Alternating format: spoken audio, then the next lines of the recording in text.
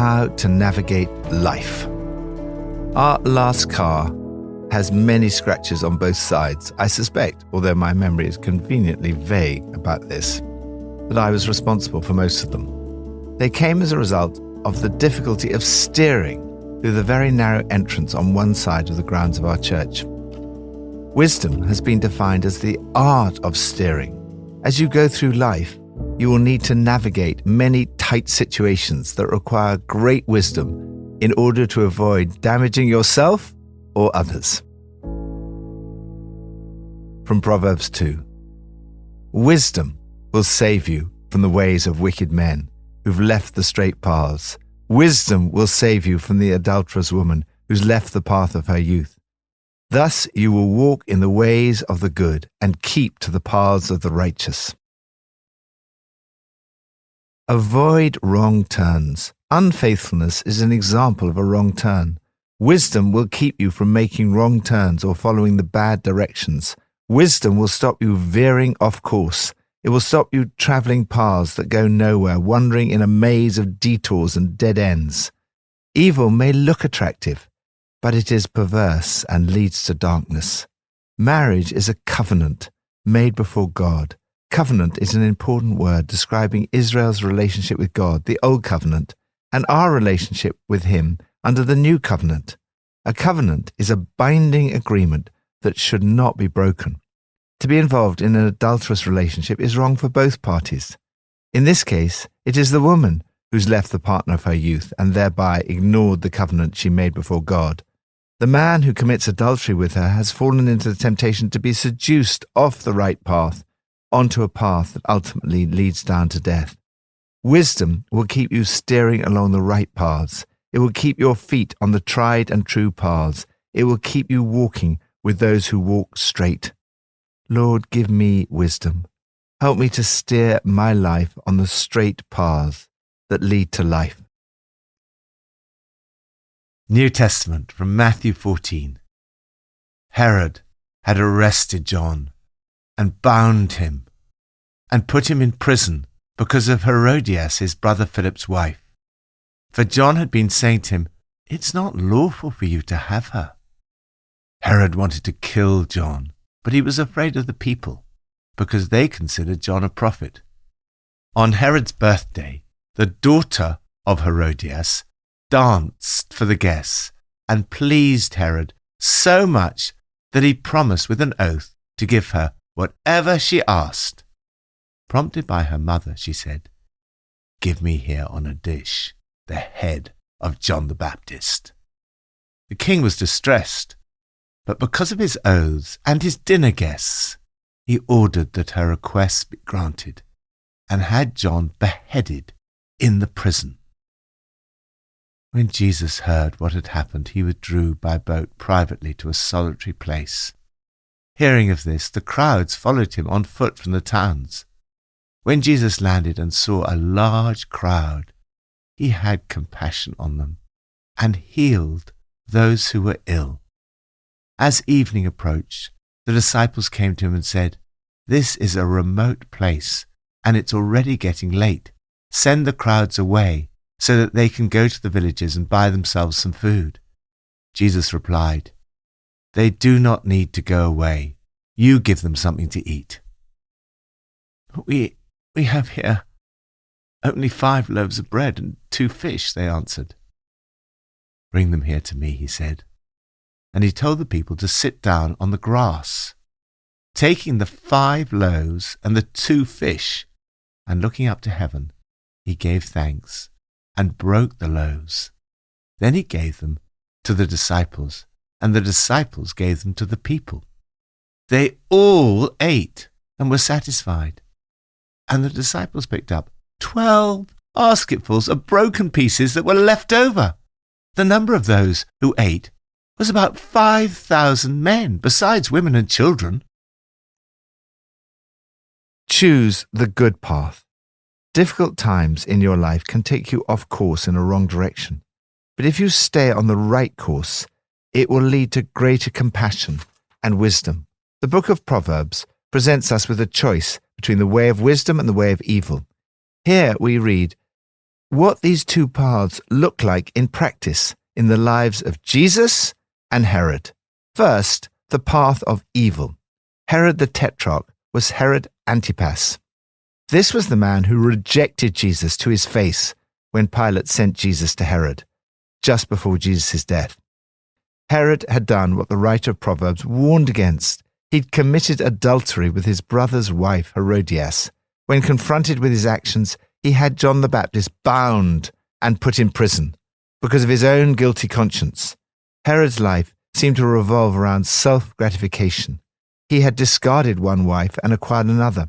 His focus was on his own personal pleasure, rather than the misery that his actions would have caused others, not least his own brother Philip. Beware when your own pleasure matters more to you than the needs of others. The fear of rejection can also lead us into trouble. Herod was afraid of the people if he were to have John put to death. And yet he was also afraid of rejection by the guests at his dinner party, and therefore granted Herodias' daughter's request for the head of John the Baptist. Make sure you do not allow what others think of you to matter more than what is right. Because John the Baptist courageously spoke out, Herod wanted to kill him. In fact, evil seemed to have run in the family. Herod's niece, Herodias' daughter, plotted with her mother to have John beheaded. They were so hardened to evil that they were not even sickened by the sight of John the Baptist's head brought in on a platter.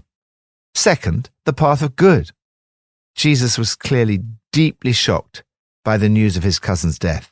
His response to bad news was to withdraw privately to a solitary place. He needed to be alone with God. Yet, when his plans were interrupted, Jesus did not get irritated, as I often do.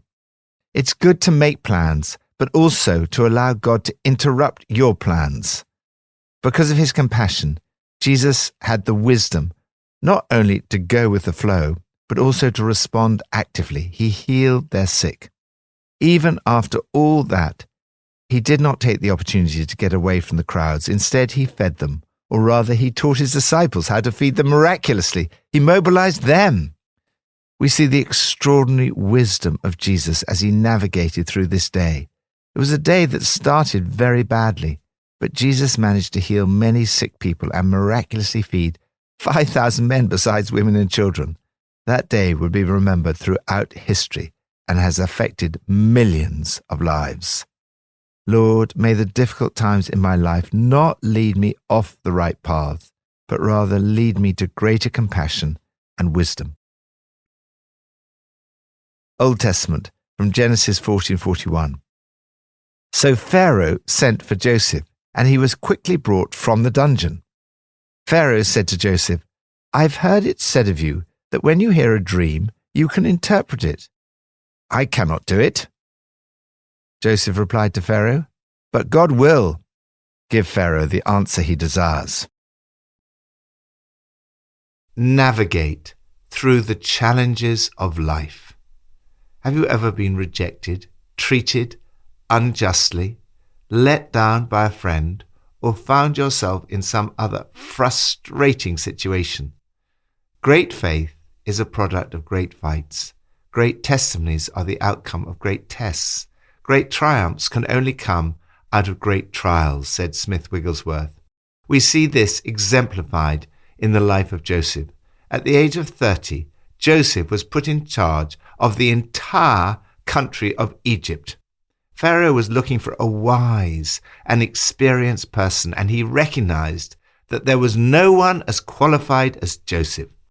But first, Joseph went through a very tough time. It was all part of his training. He'd been rejected by his brothers, treated unjustly, and put in prison. Yet his suffering was still not at an end. God gave him the interpretation of the dreams of his fellow prisoners, the cupbearer and the baker. He was given a clear and accurate interpretation. The baker was executed, and the chief cupbearer was released and restored to his position. All Joseph had asked of him was that when he was released, he would remember to mention him to Pharaoh and get him out of prison. However, the chief cupbearer forgot all about Joseph. This must have been so difficult and discouraging for him. It is never easy when friends let you down. In Joseph's case, it meant 2 more years languishing in a dungeon. Prison must have been an extraordinarily frustrating place for a man of Joseph's talents. He was in his 20s, in the prime of his life. He didn't know whether he would ever be released. I'm not a very patient person. I think I would have gone mad with frustration. Yet, in fact, God was preparing Joseph for something great. It probably didn't feel like that at the time. By feeding fellow prisoners in a jail, God prepared Joseph to feed the nations from a palace. Finally, when Pharaoh had dreams that he was unable to interpret, the chief cupbearer said, "Today I'm reminded of my shortcomings." Joseph was called in to interpret Pharaoh's dreams. Joseph said, "I cannot do it, but God will give Pharaoh the answer he desires." We see how Joseph had grown in wisdom. The self-confidence and swagger of his youth had been replaced by a reliance on God. He acts here with an extraordinary mixture of humility and confidence, 2 qualities that do not often go together. This is the humility and confidence we need when faced with the challenges of life. I can't, but God can and will. Joseph interprets Pharaoh's dreams and tells him how he should respond to them. Even Pharaoh recognizes the great wisdom that has grown in Joseph. He asks his officials, "Can we find anyone like this man, one in whom is the Spirit of God?" Because he recognized that there was no one as discerning and wise as Joseph, Pharaoh put him in charge of the whole empire. Through all your suffering, trials, and tribulations, God is also preparing you. Joseph had grown in wisdom. As a result, he came up with a plan that enabled the people to navigate through a period of great economic recession and turmoil. As a result of the global pandemic, many of us face all kinds of economic difficulties at the moment. God's help and wisdom may not always change the situation, but they will help you navigate through the struggles you face. Lord, thank you for the way in which you use the difficult times in my life. Help me to grow in wisdom, be confident in you, and navigate through the challenges of life. Pippa adds, in Genesis 40, we see how impressive Joseph is. Apart from being a little bumptious as a child, and that was his father's fault for spoiling him, Joseph doesn't put a foot wrong.